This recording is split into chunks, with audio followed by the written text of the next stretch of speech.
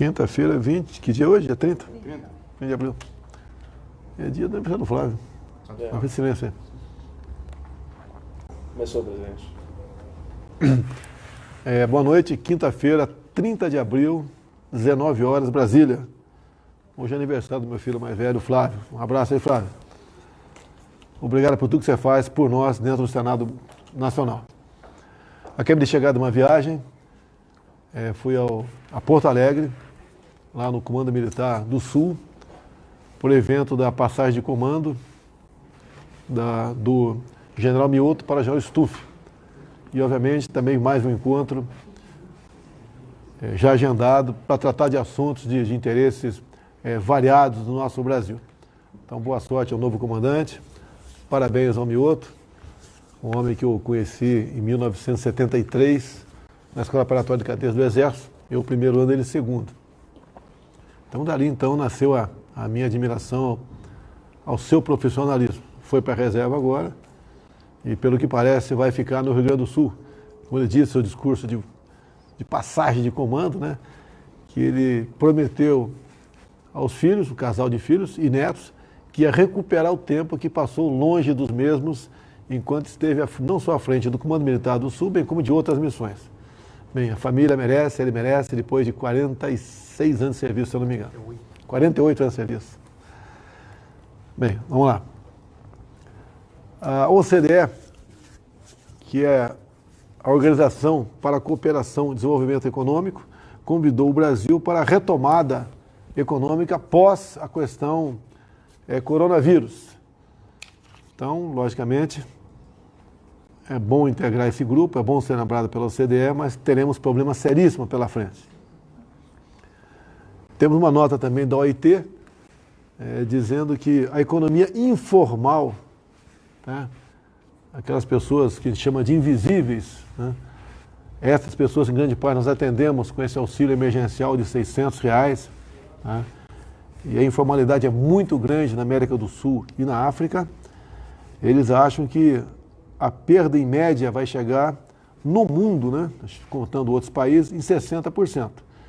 E aqui na África e América Latina, a perda está na casa de 80%. Então é mais ou menos o seguinte, o cara ganhava na informalidade R$1.000, ele vai passar a ganhar R$200.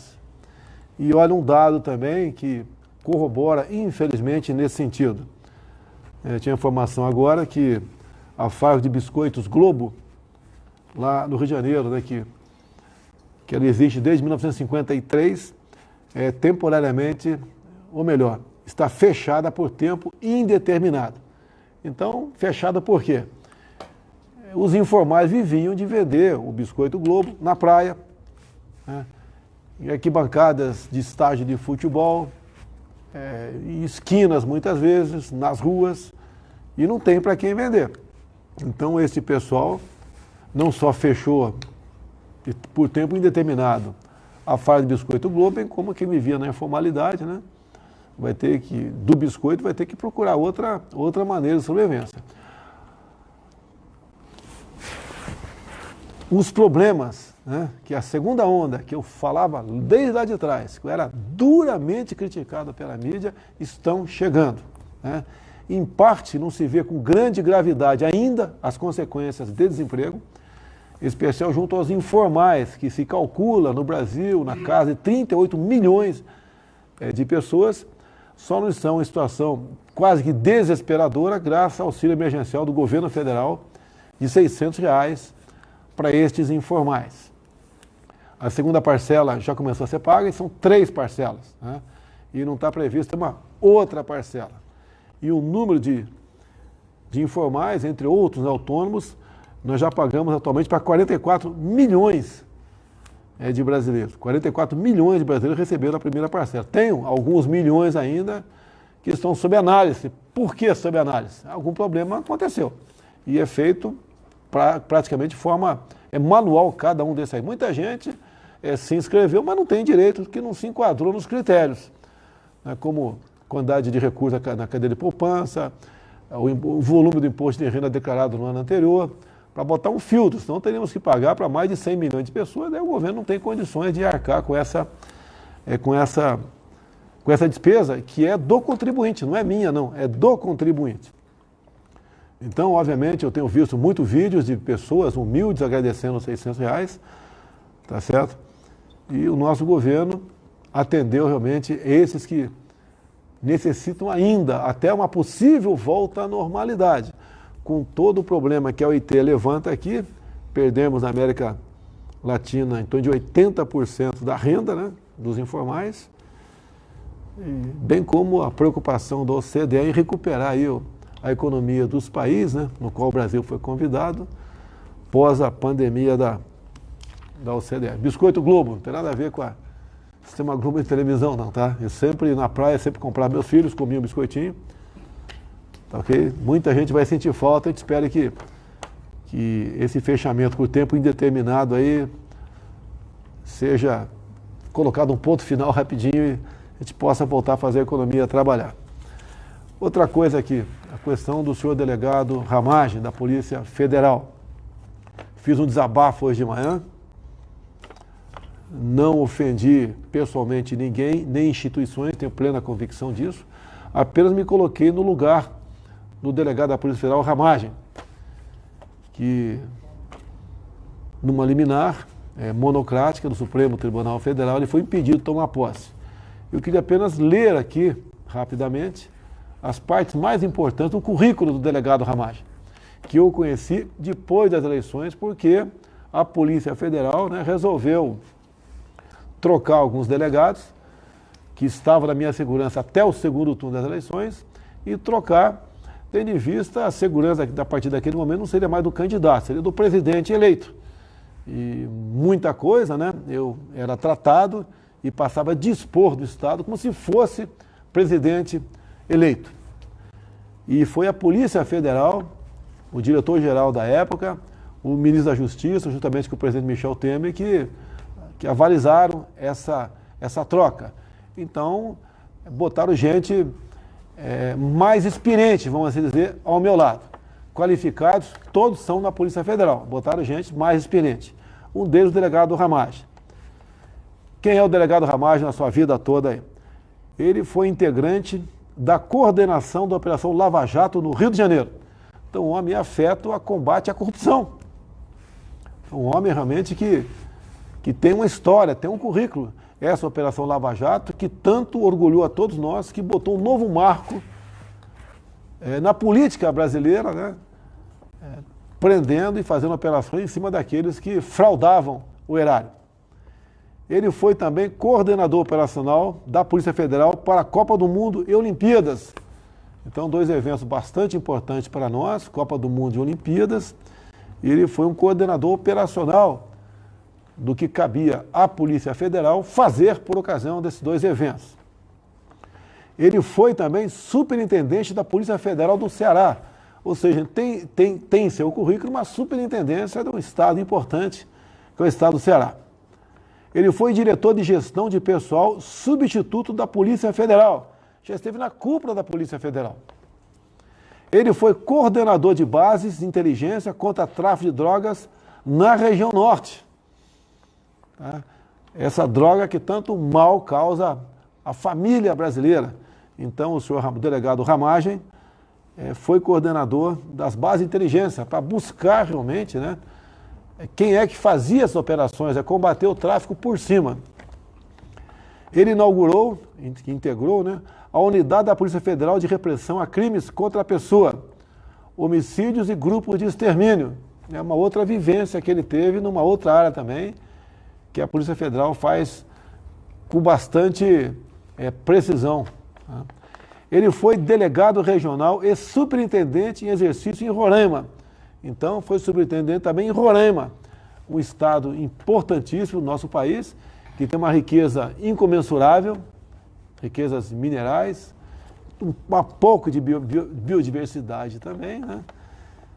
E é um estado que sofre hoje em dia e muito com a falta de energia elétrica. E nós estamos lutando para que não só o Leão de Tucuruí seja realidade um dia, mas tendo em vista as reservas indígenas, nós temos problema para passar com linha de transmissão por cima de reserva indígena. Em consequência, como não podemos fazer isso, e não vem mais energia da Venezuela para cá, nós gastamos, o Brasil gasta por dia, né, 1 milhão de litros de óleo diesel para que a termoelétrica funcione.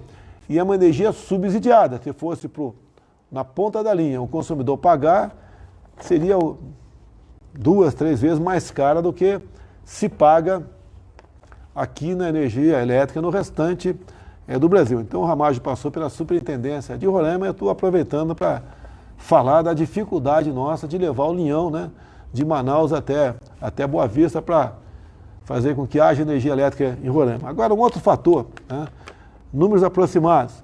Nós temos lá em Roraima o Vale do Rio Cotingo, mais ou menos 12 quilômetros, com desnível, uma cota de 600 metros.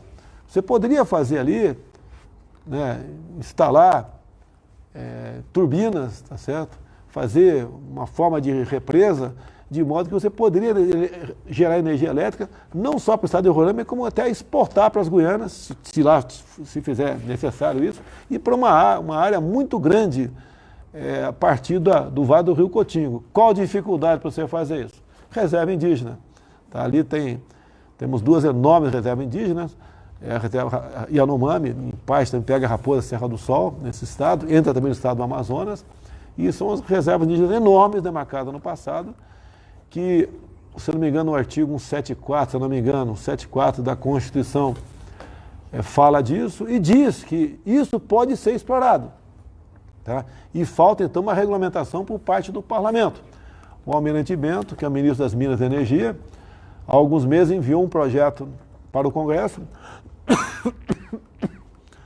para regulamentar esse artigo da Constituição, onde poderia, então, caso o Congresso aprove e concorde, eu creio que a bancada de Roraima toda seria, os 11 parlamentares, né, seriam favoráveis a isso, e nós temos que regulamentar um dispositivo constitucional. O índio seria beneficiado, no projeto está escrito que teria que ter a aquiescência do índio, dos indígenas para fazer isso aí, e seriam, né, muito beneficiados com o royalties, caso esse tipo de atividade econômica pudesse ser instalada ali na região do Vale do Rio Cotingo. Também o senhor Ramagem é professor da Academia Nacional de Polícia. Então, uma coisa honrosa para qualquer um. A mesma coisa se eu fosse instrutor lá da Academia Militar das Agulhas Negras. O meu ajudante de ordem está aqui na frente, aqui, o Cid, tá? Foi instrutor da Academia Militar das Agulhas Negras. É algo honroso. Até eu cumprimento o Cid hoje, toda a sua turma, não é toda a turma dele, mas uma grande parte da turma, que ele hoje foi promovido a tenente-coronel do nosso Exército Brasileiro. Então, parabéns ao Cid, está do meu lado aqui. Parabéns pela sua vida pregressa de profissional, parabéns à sua família, e conheço muito bem o seu pai, que é colega de turma meu por coincidência. E se estiver assistindo nos Estados Unidos, um abraço aí, Cid, seja feliz. Também o Ramagem foi coordenador da segurança do presidente da República eleito, tá? Conta em seu currículo isso aí. Obviamente, qualquer coisa acontecesse contra a minha integridade física, contra a minha vida, tá certo? É a missão do Ramagem e sua equipe, que ninguém faz nada sozinho, é evitar isso aí. E, obviamente, ele chegou para trabalhar comigo depois do atentado à faca lá do Adélio, que foi do dia 6 de setembro de 2018. Então, o Ramagem exerceu com muita presteza essa missão, e ali nasceu uma amizade, até porque, assim como você tem com aquela pessoa que trabalha na tua casa, na tua empresa, no teu escritório, tá? Ele passou a ser uma pessoa que tomava café de manhã comigo, comia lá pão com leite condensado também, o café que eu fazia, tá certo? E depois ele, se eu não me engano, ele foi acho no casamento do filho meu, tá certo? Tá certo? E o Ramagem também é uma pessoa muito querida pelos agentes e delegados da Polícia Federal, e tenho certeza que os agentes e delegados se colocam no lugar do Ramagem, que teve ali, no último momento, por uma liminar monocrática, negada a sua posse. E o Ramagem é, atualmente, o diretor da Agência Brasileira de Inteligência. Então, o meu desabafo de manhã foi nesse sentido, se colocar ao lado de uma pessoa, tá certo? Que não teve a chance de ver seu sonho concretizado. Nós não podemos, eu faço um apelo ao ministro do Supremo Tribunal Federal, aos demais ministros, não é por mim, é pela vida pregressa desse homem, é pelo seu passado, por tudo aquilo que já fez pela pátria, no combate à corrupção, no combate à criminalidade, e que reveja essa situação para que ele possa assumir. E a relação de amizade que ele tem comigo é porque ele foi designado como uma pessoa melhor preparada naquele momento, mais experiente naquele momento, para participar da segurança do presidente da República. Assim como eu tenho 4 ajudantes de ordem que trabalham comigo aqui, eu tenho certeza que é uma oportunidade ímpar que eles têm, né, ao trabalhar comigo, estão no centro do poder. E digo mais, né, os 4 ajudantes de ordem meus são 2 majores agora, né, 3 majores, eu sei que na Marinha não é major, é um corveta, né, e também agora o tenente-coronel Cid, eles são, é uma experiência que acredito que grande parte dos majores das Forças Armadas gostariam de integrar, porque conhecem o poder por dentro, é uma experiência que eles vão levar para a vida toda, vida toda, tá?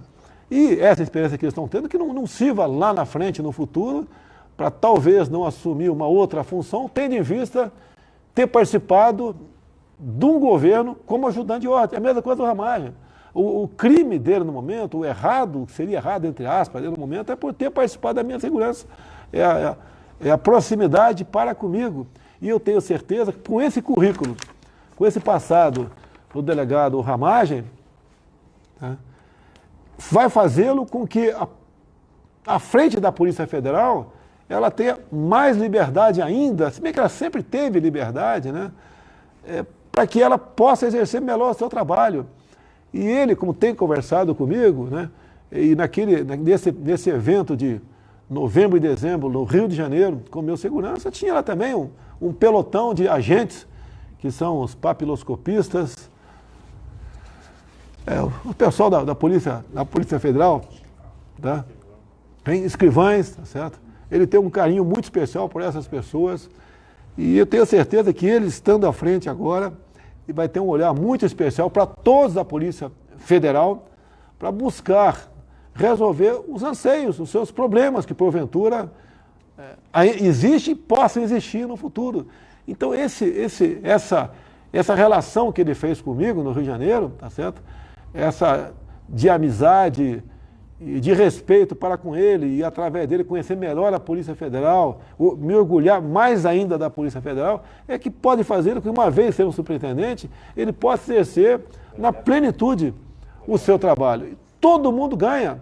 O presidente da República ganha a Polícia Federal, ganha a população como um todo, porque o combate ao crime, ao tráfico, tá, a outros ilícitos, até os transnacionais, isso, com a experiência dele, nós podemos fazer com muito melhor precisão e ajudar realmente o Brasil nessa área. Então, a gente espera que após meu desabafo, veio do coração, todos nós somos seres humanos, que não só o senhor Alexandre, ministro do Supremo Tribunal Federal, bem como os demais integrantes do Supremo, né, dentro da celeridade, pensando no Ramagem, na vida profissional dessa pessoa, que essa decisão seja revista o mais breve possível, para que a gente possa realmente, no Ministério da Justiça, que tem agora um novo capitão lá, o André Mendonça, que estava na EGU, possa realmente dar uma satisfação a todos nós, de o quanto pode produzir esse ministério.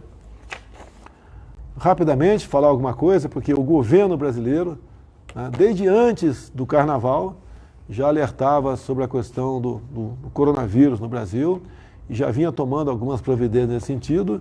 E esse problema interessa a todos nós.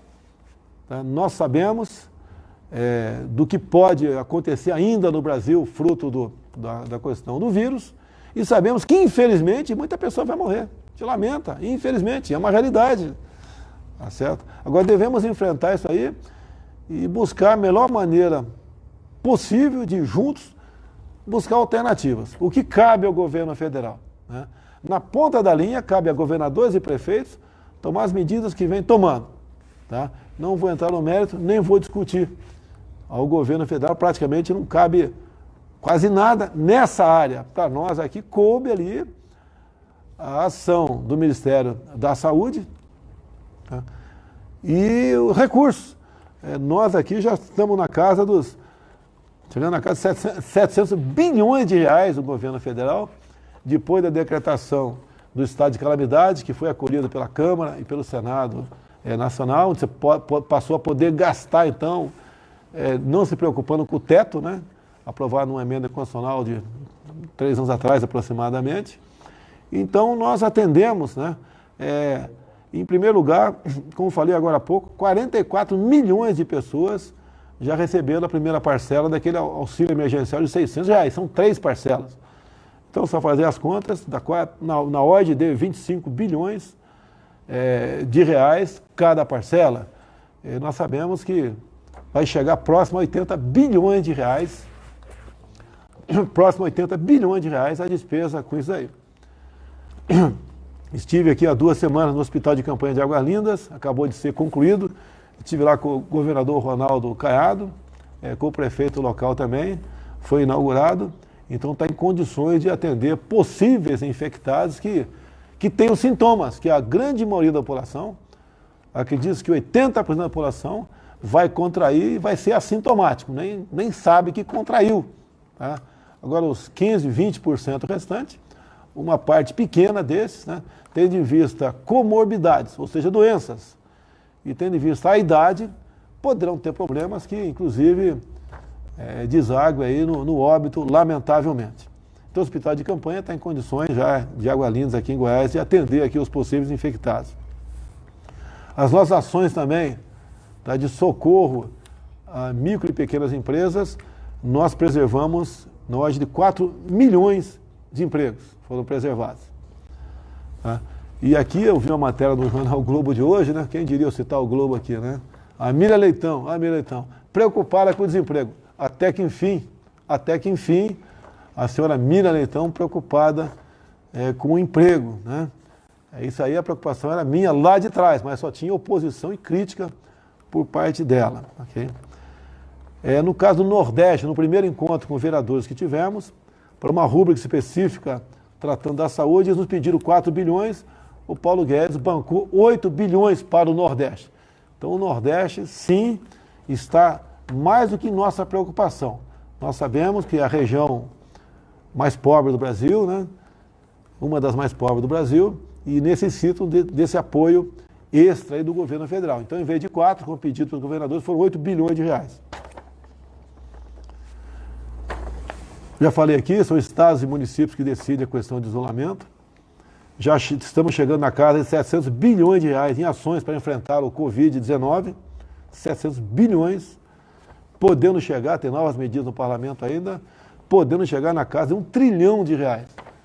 Ou seja, uma quantia fantástica, enorme, mas como a vida está em primeiro lugar, o governo federal, por intermédio da sua equipe econômica, liberou e vem liberando esse recurso. Mas, repito, também por parte da equipe econômica e da minha especial, que eu tenho que ter uma visão englobando todos os ministérios, desde o primeiro momento nós nos preocupamos com o desemprego. Bem, e o desemprego está aí, chegando forte, batendo forte a porta aí do trabalhador brasileiro, e as medidas emergenciais, né, as medidas tomadas por muitos governadores e prefeitos, do isolamento total, tá, ok? Que foram tomadas, tá certo? Tem as consequências. Hoje, do aeroporto em Porto Alegre até o Comando Militar do Sul, eu vi 90% do comércio fechado. Estava aberto ali a padaria, açougue, né? Umas coisas aí mais do que essenciais. O resto tudo fechado, numa plena quinta-feira, um dia normal. Tá? O governador falou que está com plano agora, o Eduardo Leite, com plano de começar a abrir a partir de segunda-feira, um plano bastante estudado. Espero que dê certo, espero que o Rio Grande do Sul volte à normalidade o mais rapidamente possível. Até porque, repetindo, 70% da população vai ser infectada. Tá? E pelo que parece, pelo que estamos vendo agora, todo o empenho para achatar a curva praticamente foi inútil. Agora, consequência disso, efeito colateral disso, desemprego. O povo quer voltar a trabalhar. Todo mundo sabe que quanto mais jovem, menos problema tem de ter uma consequência danosa em ser infectado pelo vírus, né? Pessoa abaixo de 40 anos de idade, dos infectados com problemas, com outra comorbidade, em torno de 0,2% apenas que o fim é trágico. Vamos continuar aí. Eu acho que acabou aqui. Bem, encerrando a live, nossa solidariedade aos familiares que perderam seus entes queridos. Tá? São seres humanos, não interessa se tinham comorbidade ou se tinham uma idade. Eu tenho a minha mãe, está viva, com 93 anos de idade. Eu peço vê-la com vida por muito tempo ainda e ficaria, obviamente, bastante abatido, como todos que perderam seus entes queridos, assim fizeram, né? Assim aconteceu por ocasião do passamento desses seus entes vitimados pelo coronavírus, ok? Amanhã é dia do trabalho, olha que ironia, né? Amanhã é dia do trabalho e estamos proibidos de trabalhar, em grande parte proibidos de trabalhar. Mas mesmo assim eu cumprimento todos os trabalhadores, em especial o pessoal da área de saúde, né? Que estão na linha de frente combatendo o coronavírus, né? Muitos foram infectados, alguns perderam suas vidas, mas são os nossos soldados de branco que hoje estão nessa linha de frente, né, de combate ao coronavírus. Então, a todos os homens e mulheres de saúde, médicos, enfermeiros, técnicos e demais profissionais, o nosso cumprimento, o nosso reconhecimento e a nossa continência por esse seu trabalho corajoso que nos conforta a todos no momento difícil que a nação atravessa. Boa noite a todos, até quinta-feira que vem, se Deus quiser.